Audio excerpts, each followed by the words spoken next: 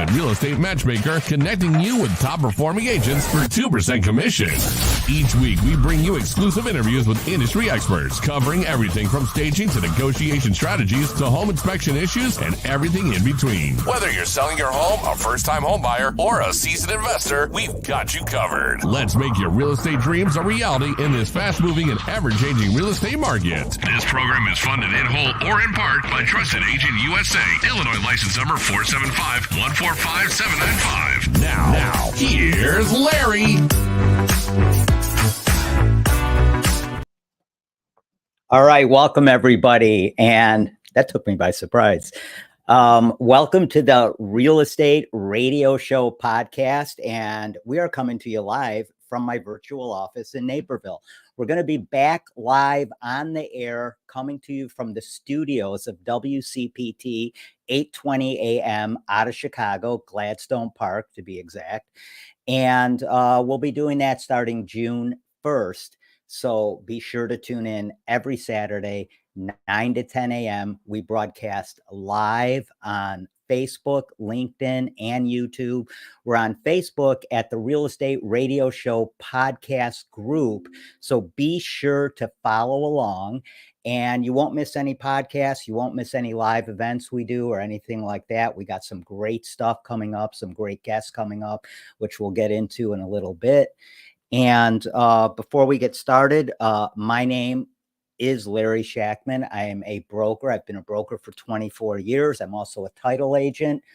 And I've been in this business happily, like I said, for 24 years. Love doing what I do. There's a lot of talk right now about the value of real estate brokers. Do they provide any value? Does NAR provide any value? And we'll get into that a little bit. We talked about it a lot last week.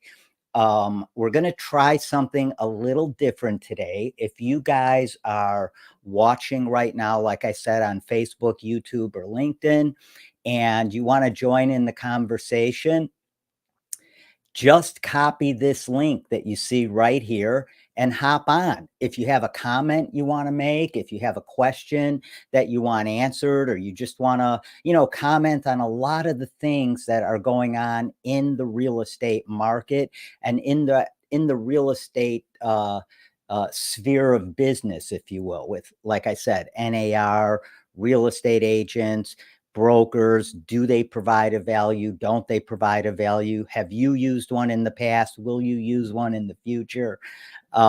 Let's talk about it. So if you want to jump on, I'm going to leave this on the screen here for a little bit.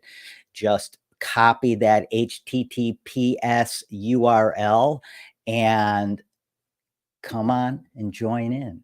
So, yeah, I'm happy to have you guys here. A little house cleaning. If you are watching, you can always drop a comment as well. If you don't want to come on live, but you want to drop a comment or have a question, just drop it in the comment section and we'll get right to it. So like I said, we'd love to have you guys part of the conversation because real estate is a full contact sport. And again, it'll be a full contact sport live on WCPT 820 AM, beginning again June 1st. So if you do want to text, you can text me directly at 630-921-0611, 630-921-0611, and I'll answer any questions you have, or if you just want to beat me up and, talk real estate, we can do that too. So 630-921-0611 is the place where you can text me directly, or you can drop a comment if you're watching us on YouTube, LinkedIn, or Facebook. Facebook, we're at the Real Estate Radio Show podcast group. Follow, join, and join in the conversation, and follow us on wherever you listen to your favorite podcasts. We're there, so you can subscribe there as well. Let's see, what else do we have here before we get going? Here's the question of the day. So the question of the day is this, and we're going to get into this a little more shortly. Real estate prices are not going down. If you're waiting for prices to go down, if you're listening to all the experts on the TikToky or wherever else you listen to your experts on, and they're telling you that there's an impending real estate crash that's going to happen, prices are going to tank and all that, it's not happening. Prices are not going down. That's one of the things we're going to talk about that you could take to the bank all day long regarding the real estate market.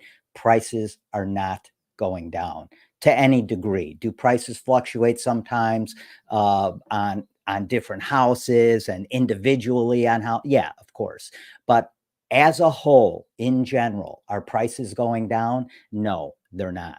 So let's talk about this. The question of the day is, how many $1 million cities do you think there are in the United States? How many $1 million cities do you think there are in the United States? Now, here's what I mean by $1 million city. $1 million city is a city or a municipality where the average cost of a home, the average value of a home is $1 million or more. How many of those cities do you think exist in the United States? You might be surprised, and there might be a reason why this is a little skewed. We'll get into that in a little bit too when I give you guys the answer to that question. But yeah, how many $1 million cities are there in the United States? Cities where a home on average costs $1 million or more. The values of the homes in these cities are $1 million or more. How many cities are there like that in the United States? So we'll get back to that in a minute. And so we have some great guests coming up. So on June 8th, we have Randy Langendorfer. Say that 3 times quickly. Randy Langendorfer. Randy is the president of InvestArc. And Randy is going to be discussing with us and giving us a little education on fractional real estate investing. So fractional real estate investing is really for the investor that doesn't want to be the pilot of the investment, but wants to be one of the passengers on the investment. And what I mean by that is, in a fractional real estate investment, you might be investing 50 or 100,000 or whatever in an apartment community, or in, smaller than an apartment community, maybe in a duplex or something like that. But fractional real estate investing is really becoming a thing for professionals that want to get into real estate investing, but don't necessarily want to drive the bus. They just want to be one of the passengers on the bus and profit from the whatever the strategy is for that investment. Sometimes it's the end strategy is selling the property. Sometimes it's you're going to hold it for a while and just make a great investment on it annually. At the end of the day, though, at some point, it's an exit strategy to sell it for more than you bought it for, while still profiting through the years before you sell it. So fractional investing in real estate, June 8th with Randy Langendorfer, president at InvestArc. And Randy's a great guy, and we're going to have a lot of great things to talk about there. If you're a real estate agent in the Chicago metro area, which is where we're coming to you from now, we talk about a lot of national subjects, and this actually is not just for the Chicagoland area, but it's everywhere. But if you're a real estate agent, we have an announcement we're going to make shortly in the coming weeks that I think you're going to be interested in, because it's going to give you a chance to really, really explode your business, cut your expenses, and really offer some real value added services for not only your sellers, but your buyers as well. So that's something to stay tuned for. This is probably going to be happening sometime around mid-May, the end of May, but we'll have an announcement for you before then. So stay tuned on that.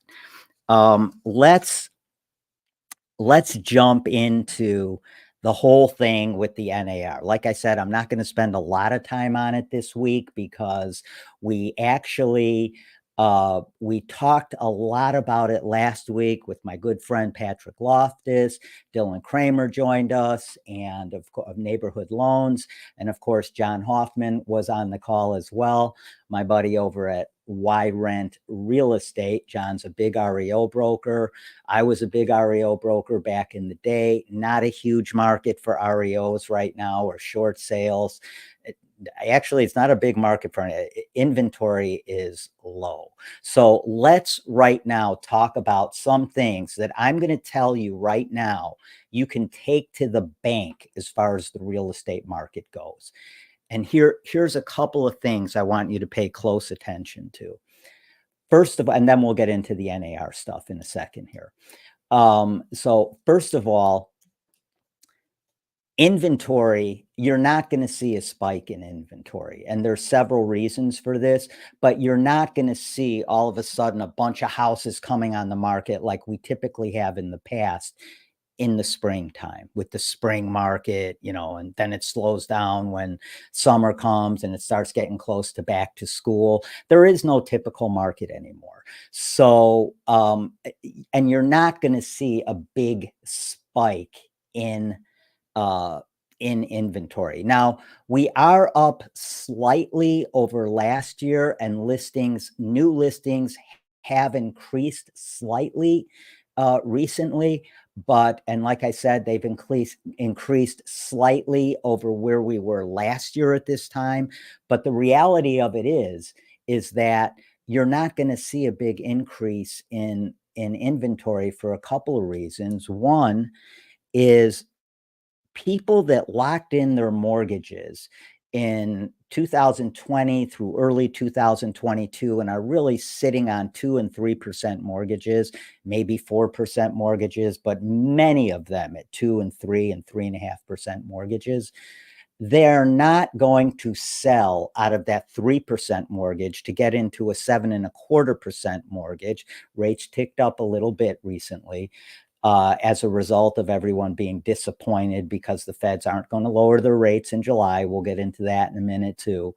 But one of the reasons you're not going to see an increase in inventory is because nobody is selling out of a 2% mortgage to go into a 7.25% mortgage and buy a more expensive home, or even for that matter, buy a similar home. In terms of the price point of the home, because you're talking about a substantial amount of money in difference in terms of your down payment. And of course, this is all based on how much you're putting down, what your personal credit history is, all that good stuff. So it all relates back to you personally and your own individual situation. But very few people are going to do that. As a matter of fact, the people that are doing that, they're either in a situation where they have to move because of work or some personal situation in their life. Life drives real estate. And so maybe there's a reason they have to move, and there's not a choice in the matter. They just have to move. So yeah, if you're sitting on a 2% mortgage and you have to move, you've been transferred, you have a better position, you're going to make more money, and you got to eat it. You got to sell your home.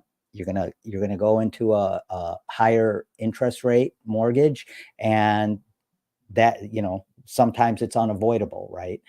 But the other thing is the people that are doing it are buying for cash, because then they don't care what the mortgage rate is, right? So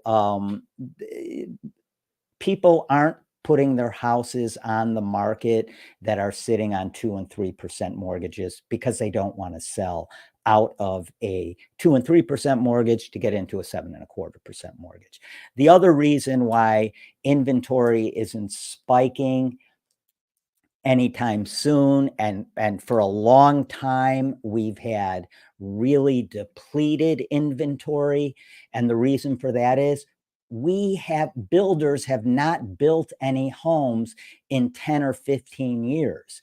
I mean, we haven't built anywhere near the number of homes that we have been used to building in a decade. So, and there's a lot of reasons for that.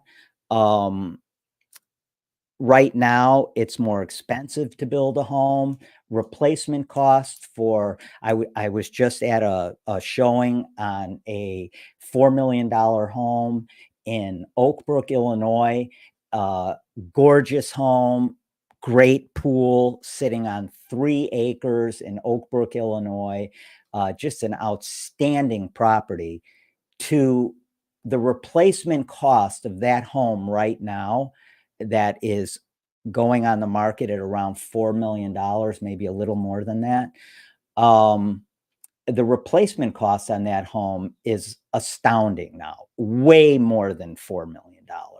And this is an 11,000 square foot home, not including the basement.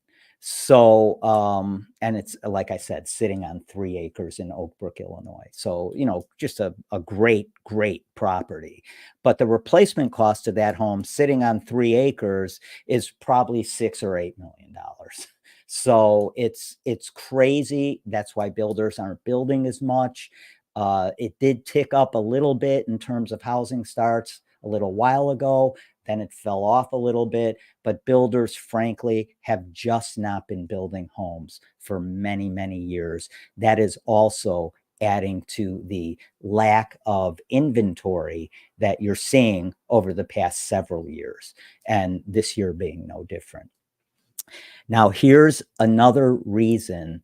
Everybody's paying attention to, oh my God, real estate agents make 2.5%, and real estate agents, they're not worth the money and all that. Listen, everybody has their own opinion. If you don't think real estate brokers are worth working with, then don't work with them. Sell your home on your own, buy a home on your own. When somebody works with me and I'm their buyer agent, they're going to get access to not only listed properties, but off-market properties as well. Properties that haven't been on the market, that haven't come on the market yet, but are poised to come on the market. And very often, the first one to one of those homes, if you put a decent offer in on it, you could miss all the competition and actually save yourself some money.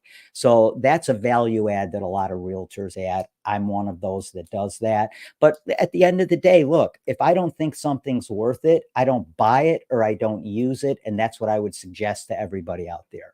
If you don't think it's worth it to work with a real estate broker, and you don't think they add any value when they're helping you sell your home or helping you buy a home, then don't work with them. It's that simple.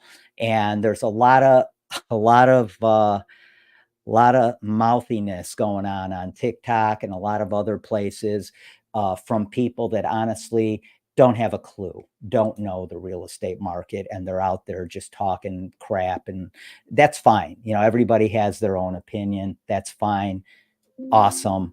Like I said, if you don't think real estate agents provide a value and you think you could do just as well buying or selling without a real estate agent, don't use one. I wouldn't, if I were you.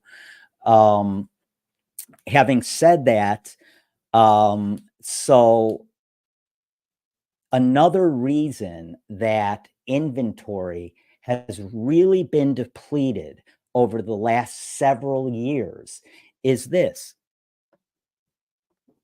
corporate rental farms. Now, what do I mean by a corporate rental farm? I don't mean, they're buying up, corporate companies like Blackstone and other are buying up, entire subdivisions. No, but hedge funds and other corporate entities are buying up large swaths of residential real estate and holding them as rentals. These are properties that are not coming back on the market anytime soon. These are properties that are the strategy of these corporate entities that are buying up these large swaths of residential properties is a buy and hold strategy. It's a buy and hold and rent strategy. And that's what they're doing. And by the thousands, by the tens of thousands, and they're not coming back on the market.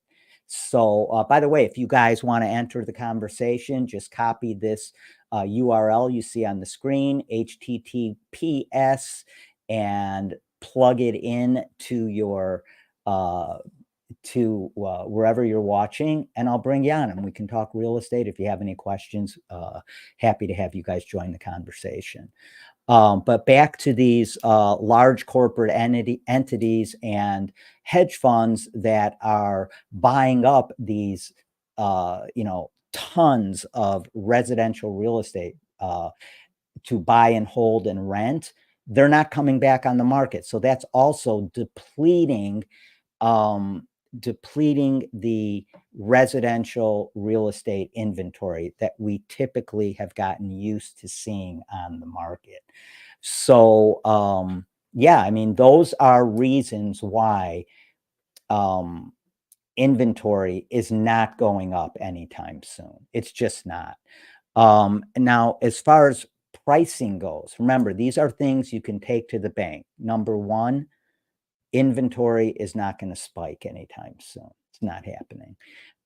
Number two is pricing. And I touched on this briefly just a little bit ago, but prices are not going down. And one of the reasons for that is it's like any other market, supply and demand. We don't have a huge supply, but we still have a pretty good demand out there. There's still a lot of buyers that would like to buy homes. There's just nothing on the market. So that's one of the reasons that prices are not going down in the real estate market.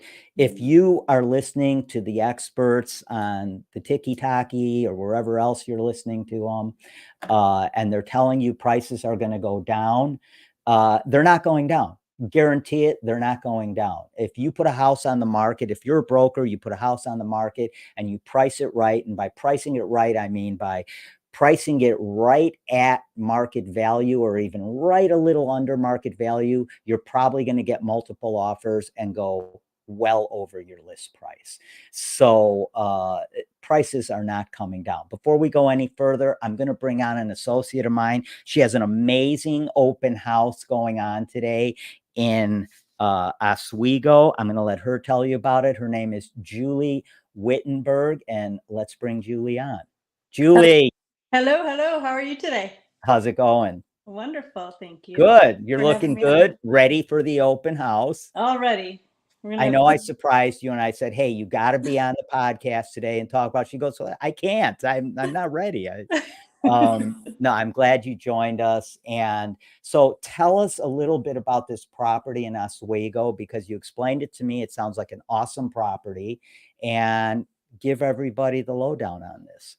Yeah, so it is a 2,886 square foot house. It backs up to a private little pond area. And when I say private, I mean like to, the few houses surrounding it, but you don't have neighbors right on top of you behind you because of that break with the water.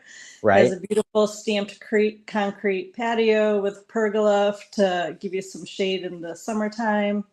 So really nice. I saw the backyard. It looked nice. Yeah, really nice. And that's facing the water? It is. Nice. Yeah. So nice, peaceful environment. There's a big park right down the street from the house.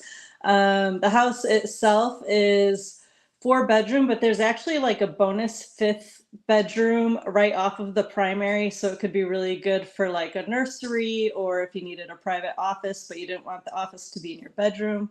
Or it could literally be a 5th bedroom. It's just a little bit smaller than the rest of them, but it has closet and everything. Big loft that could also be turned into a bedroom if somebody wanted to. 2 full fireplace. Pardon? Fireplace. There's no fireplace. Okay, but the one thing I really liked what you told me about this house is the basement. Tell people a little bit about the basement, which is not finished, but it It's a great value add because you're going to add a lot of square footage on when you do finish it. Yeah, so the basement it's an extra deep pour, and it has roughed in plumbing already, so it's all ready to go. The previous owners actually had a full-size skateboard ramp in the basement. Oh, really? So that just goes to show how high the ceilings are, that they were Yeah. grown men were able to skate down there. They did take the ramp out Your because they kids know could do like flying exercises down that, there. right? Julie's kids do like crazy ass things. I'm not even getting into it. But anyway, go ahead. Yeah, so it is a really nice, really big basement. It'll add an extra 1,500 square feet to the house for sure Yeah, once that's to huge. finish it. Yeah. That's a huge deal. By the way, your son just got his flight instruction license, didn't he? He did. He just passed his written CFI, so It's so awesome. certified flight instructor. So when he turns 18, he'll take his oral and the actual flight for commercial and CFI probably in the same day. He's 17. He knows how to fly a plane. Yeah. I can't skateboard. It's all right. I can't get him to So fold his sad. laundry. No, that's amazing. It really is. But yeah, this house sounds amazing. And what is this coming on the market at? So it's coming on at 415.5. I feel like we are priced right at that perfect amount for the amount of house there is. It has really big bay windows as well, showing to the back. Corian countertops. The appliances are only a year old. The roof is only about 5 years old. Radon mitigation systems already put in place. Awesome. So yeah, kind of all your bigger ticket items have been taken care of. There's a whole house humidifier in there. Really, Cool. Trowboro is the middle school. Oswego is the high school, which the owners told me they've been really happy with those school districts. So yeah, Oswego's a nice area. It's close to a lot of other great areas. Oh, And they're sorry to cut you off. They're Yeah. literally like 2 blocks from downtown Oswego. yeah, They're that's awesome. And that's a stone's nice throw. downtown area. Yeah, it's awesome. They're really doing a lot down there. So what time is this party starting? At 12 o'clock, and we'll have some cookies baking. So come check it out. What kind of cookies? Chocolate chip? Of course. Oh, perfect. All right. Maybe I'll get over there. I don't Yeah, know. definitely. Come on by. All right. So everybody listen, 333 Millstream Lane. Correct. 333 Millstream Lane in Oswego. It's coming on the market it's on the market at 415.5. It's a 4-bedroom, 2.5 bath. It's roughed in the basement for another bath. And you could also potentially make this a 5-bedroom home. Yes. So go see Julie. Will you? Yeah. What else do you have to do today? There's no basketball on. It's over. Yeah, exactly. And it's a beautiful sunny day. So come get It is gorgeous. Free chocolate chip cookies and come check out this house before. Yep. And another perk, nobody will have been able to see it until today at 12. Yeah, so everybody's getting the same fair chance to see this property. Go out there, take a look at it, go see my friend Julie, and buy a house today. All right. That's right. Go ahead, do it. That equity. Beat the competition. Don't get into a multiple offer situation. Just put a great offer on the table and go buy a house in Oswego. All right, Julie, thanks for joining us. Appreciate it. Maybe I'll see you out there. Okay, bye-bye. Okay, I'll see you. All right, everybody. So yeah, that's a great house in Oswego, 415.5, a great price. And hey, if there's any real estate agents listening out there and you want to get your property in front of a bunch of other people, and of course, June 1st, when we start at WCPT again, 8:20 a.m., you'll blast it out to the entire Chicago metro area. We're happy to have you join us and tell everybody about your great listings or maybe your great properties in the private listing network that will soon be coming on the market. So we were talking about things that you can absolutely take to the bank when thinking about the real estate market and the dynamics of the market. The first thing we talked about is inventory is not going to spike anytime soon.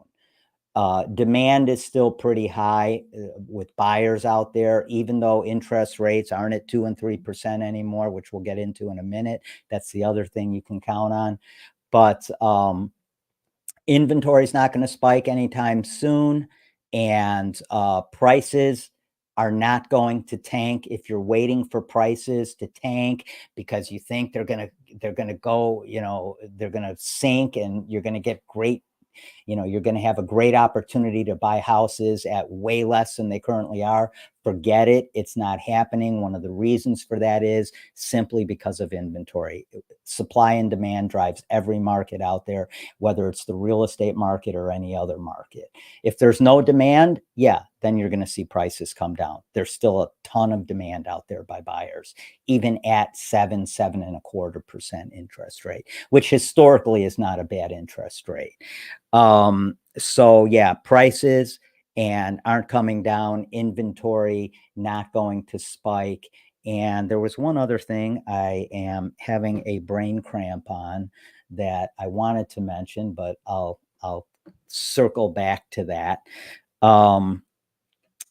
So what are people focused on? People are focused on all this stuff they're hearing about the NAR, right?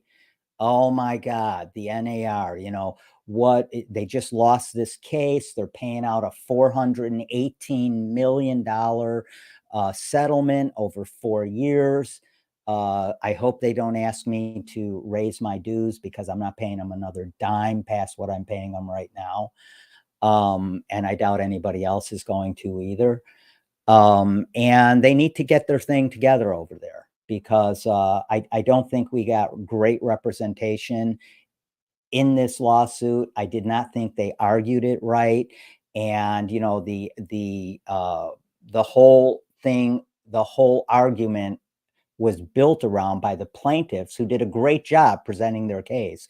It was based on that the NAR and large brokerages and real estate agents in general are colluding and conspiring to drive up the price of commissions. Well, I can tell you that's not true. 100% it's not true. Way back in the day, real estate commissions were 7%. Nobody even thought about it. There was no 6%, 5%, nothing. It was 7%. It wouldn't matter who you listed with. It was 7%.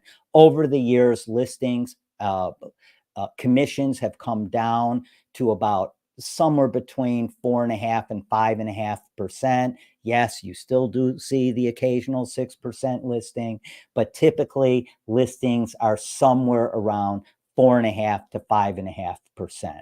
So they've actually come down from where they used to be years ago at 7%. The other thing is, I've been doing this 24 years. I can only tell you from personal experience. I've never colluded or conspired with anybody as to what I'm going to charge or what they're going to charge or anything else. Simple contract law here, folks, is this. The listing agent, the listing brokerage enters into an agreement with the seller. The seller agrees to pay that listing brokerage 5%, 6%, 4%, whatever they negotiate it to be.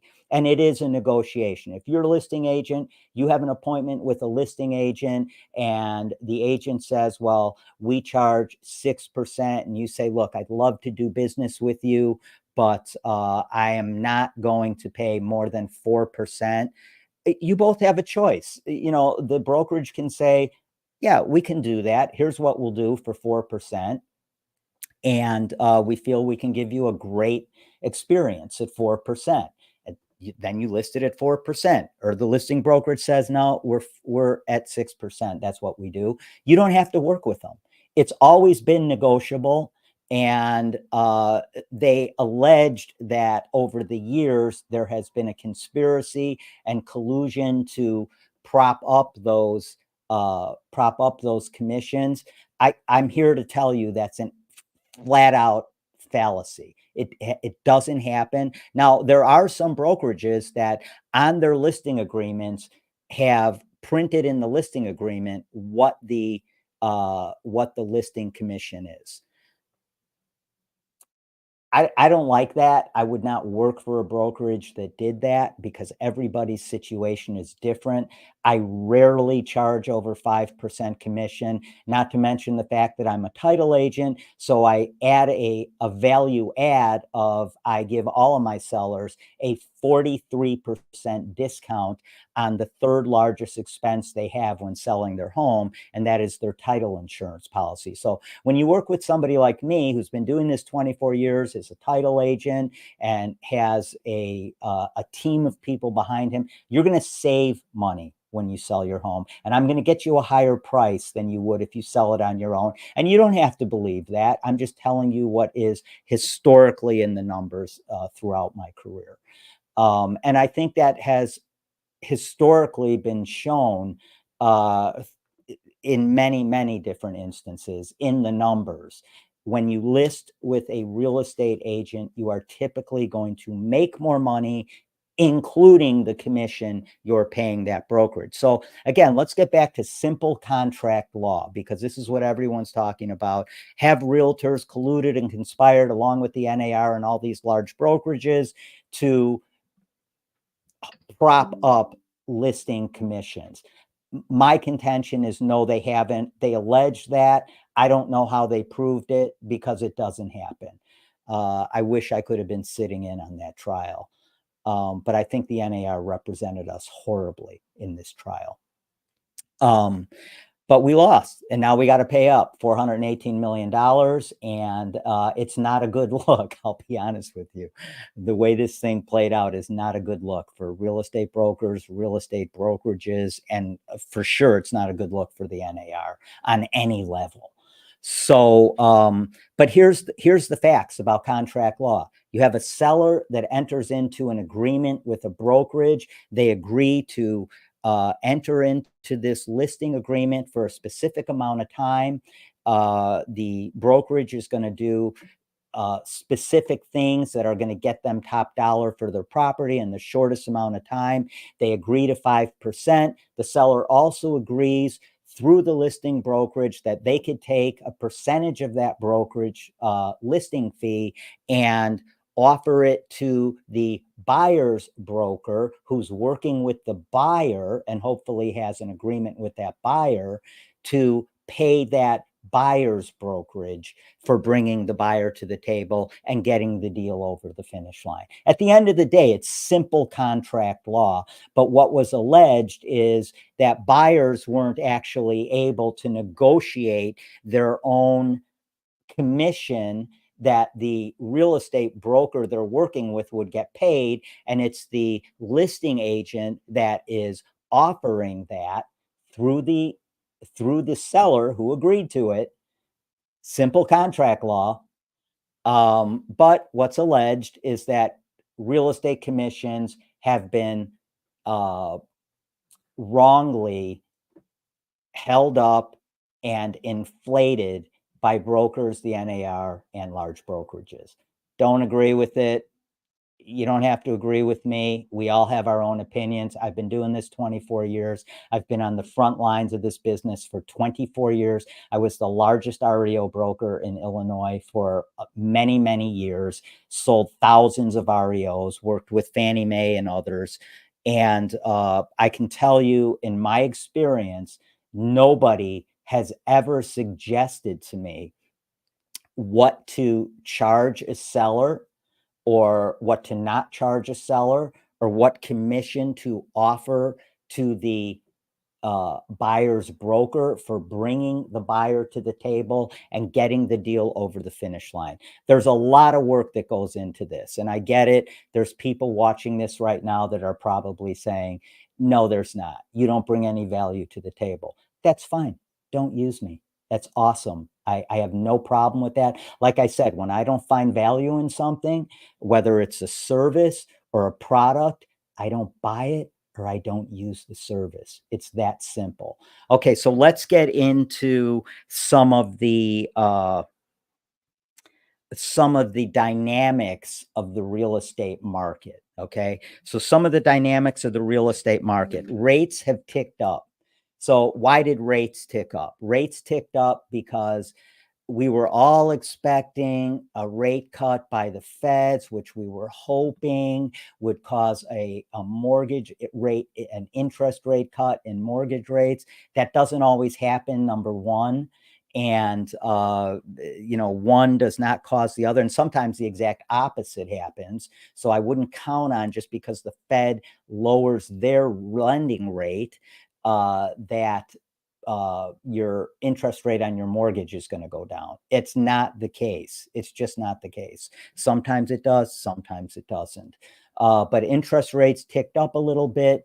Why did they tick up? Because everybody was disappointed that the feds aren't going to be lowering their lending rate come June. They're not. They're not. And the reason they're not is because the economy is running hot. The economy is really running hot, to the surprise of many people. A lot of people are wondering, why is the economy still doing so well? Everybody's complaining out there about it's hard to make ends meet and everything else. But why is the economy still doing well? Well, a couple of things that you want to be aware of. So inflation. So inflation came in at 3.5%. They were actually expecting it to come in at about 3.4%, but it came in a little higher at 3.5%. And again, the economy's running hot. Interest rates are not going to be dropped by the feds this year. We were hoping we were going to see 3 interest rate reductions by the Fed this year. Not going to happen. I can almost guarantee you, this is the other thing I wanted to mention that you could take to the bank on the real estate market in general. You're going to see rates around 7%. I don't see them going up precipitously, and I don't see them going down precipitously. So I'm really pronouncing that word great, aren't I? Precipitously. Rates are going to stay right around 7.25%, 6.75%. So anywhere from 6.75% based on what the feds do. And if interest rates do drop as a result of that, to 7.25%, maybe 7.5%, which again are historically not horrible interest rates. Okay, so that's something else you can take to the bank. Getting back to what we were talking about, just the dynamics of the market. Again, the market is heated up. So although inflation jumped up to about 3.5%, you want to keep some things in mind so we can keep perspective with all of this. There was a time not long ago, we were at 8% inflation, headed towards 9%. Now we're at 3.2%, 3.3%, and we jumped up to 3.5%, thinking we were only going to jump up to 3.4%.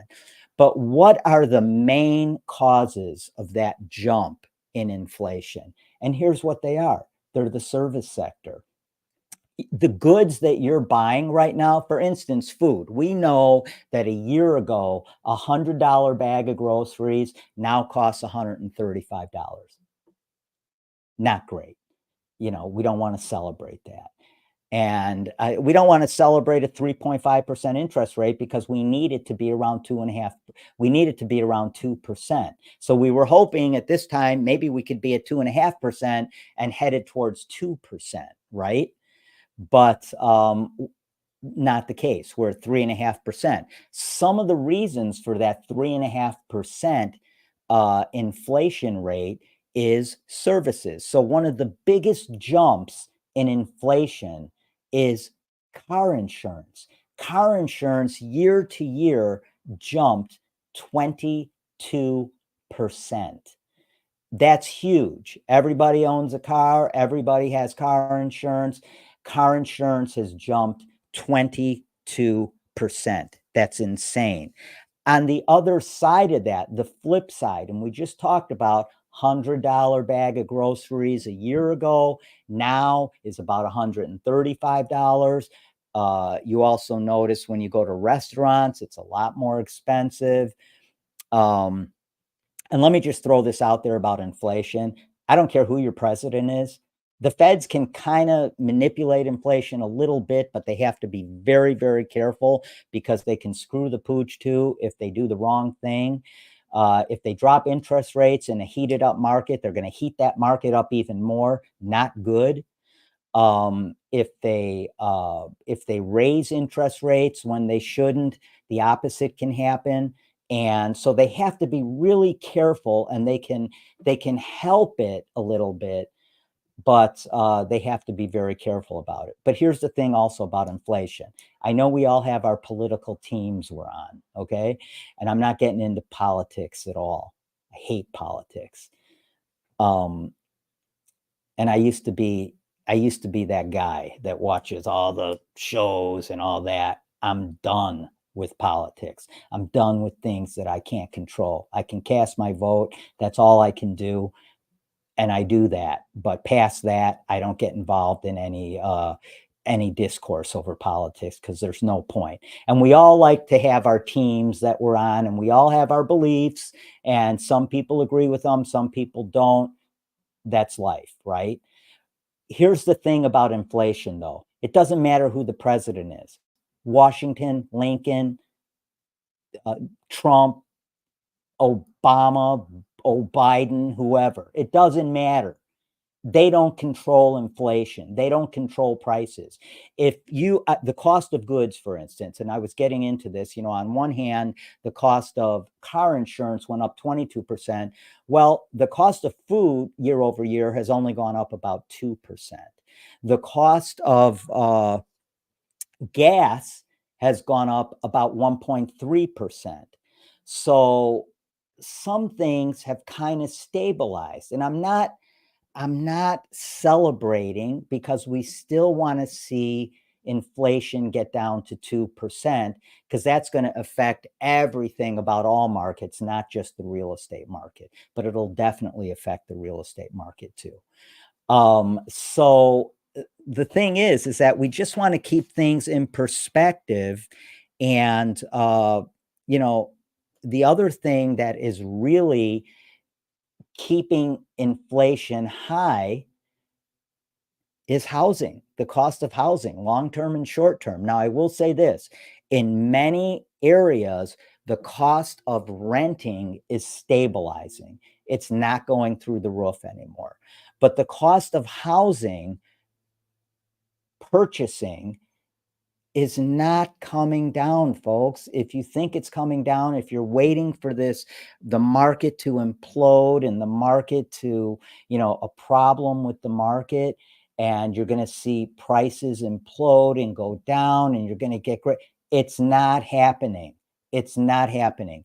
You're not going to see a ton of foreclosures come on the market. I don't care what you hear all the experts out there saying. You're not going to see. I was heavy into that market, did it for 10 years. It was one of the largest selling foreclosure brokers in the country and definitely in the state of Illinois.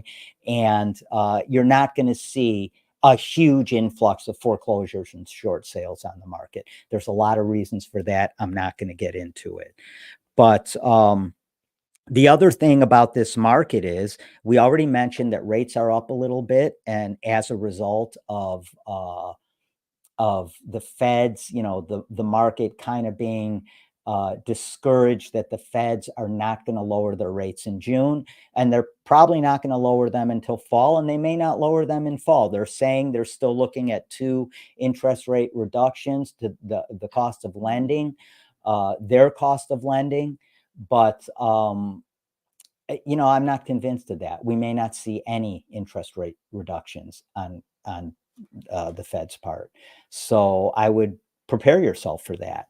Again, and a lot of people are saying we may even see the Feds increasing the interest rate. I don't see that happening. I do not see that happening at all. But I see a chance that they may not reduce them either. So, keep that in mind. That's why rates have gone up a little bit, because everybody's been kind of discouraged that they're not going down in June, and they're not. Jobless claims are down. Now, what this means is the labor market is still really tight. So, and here's the other thing. While inflation is at 3.5%, wage growth has actually outperformed inflation. So people are still out there with some money to spend. And unfortunately, some of the money they're spending is on credit. So you have to be careful with that. You don't want to get yourself into a position of extreme debt. Not a good idea at all to do that. Not a good idea to be paying high interest rates on credit cards. And wherever you can, cut your debt. Cut your debt wherever you can. In whatever little amount you can every month, get rid of these high interest credit cards and cut your debt. Hey, let's get back to the question of the day. Okay.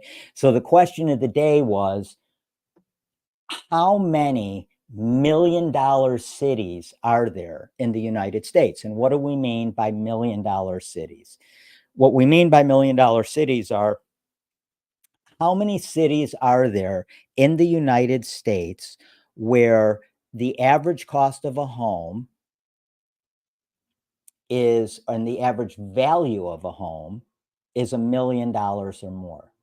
And the answer to that is 555. There's 555 cities, 555 communities, municipalities, whatever, that the average cost of a home, the average value of a home is $1 million or more. Now, if that doesn't speak to the fact that prices aren't coming down, I don't know what does.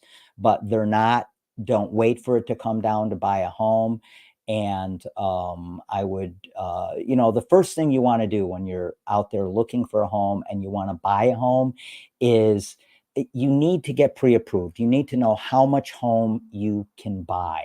So that's the first step you want to do before you contact a realtor, before you talk to any broker about helping you find a home, even helping you sell a home. You want to know what kind of home you can buy in terms of your purchasing power, so you know where to look and what home to buy. But I found that to be an amazing statistic. There's $555 million cities in the United States. By the way, if you guys want to buy a great book, go buy my new book, The Top 10s of Real Estate. This is 32 proven top 10 real estate lists that will maximize your profit when you sell, buy, or invest in real estate. Now, here's the thing. You can go out and buy the book on Amazon or wherever else. But if you'd like to get this book for free, all you have to do is text the word book with your email address to 630-921-0611, 630-921-0611. Just simply text the word book with your email address, and I will send you a free copy of this ebook, The Top 10s of Real Estate. And I guarantee you that is 24 years of my experience in real estate. I absolutely guarantee you that book will save you money, whether you're buying, selling, or investing. And if it doesn't, I'll give you your money back. I'm giving it to you for free, so you don't need to worry about that. But it will save you money, guarantee it. The other thing is, real quickly, my company, Trusted Agent USA, you could visit the site at trustedagentusa.com. You are going to be matched with the best realtors in your area. It doesn't matter where you are in the country. We have associates all over the country, and we're going to match you with the best agents to help you sell your home for 2% commission. And remember, it's up to you how much, or if you want to offer anything to the buyer's agent with the new rules coming down the road. That's trustedagentusa.com. And in Illinois, and unfortunately, this is specific to Illinois, but in Illinois, if you work with trustedagentusa.com, we're going to save you 43% on your title insurance policy, which is the third largest. Title is the third largest expense you're going to have when selling your home. So that's trustedagentusa.com. So anyway, I hope you guys are set up for a great weekend. We have amazing weather in Chicago this weekend. It's 70 degrees today. It's going to be warmer tomorrow. And it's actually springtime as I look out my window here, which is awesome because that happens about 4 days a year in Chicago. We go from winter to spring for 4 days, summer for about 8 to 10 days. Then we're back into fall, and it's a great weather pattern here in Chicago. But I love Chicago. Chicago is an amazing city. Do not listen to all the negative hype you hear about it. Chicago, if you want to visit one of the greatest cities on the planet, don't come here in the wintertime, but come to Chicago in the summertime. There is nothing like a bike ride on the lakefront in the summertime. And it's a great place. So having said all of that, guys, I want to wish you guys a great weekend. I hope you guys are set up for spending some time outside and just enjoying yourself. Go enjoy your family. Go enjoy your friends. Don't listen to all the garbage you're hearing on the internet. Don't let people divide you. Don't let the news divide you. Enjoy your life. Focus on the good things in your life. And if you're looking to sell or buy or invest, call me 630-921-0611. And I'm going to prove to you why real estate agents are worth every dime. All right, you guys, have a great Saturday, have a great Sunday, and we will see you again soon. Thanks for joining us on Real Estate Radio with your host, Larry Shakman, the real estate therapist and top producing broker. Now, go to TrustedAgentUSA.com and save thousands when you sell, buy, or invest. Illinois license number 475-145-795. Tune in next week for the ultimate real estate radio experience.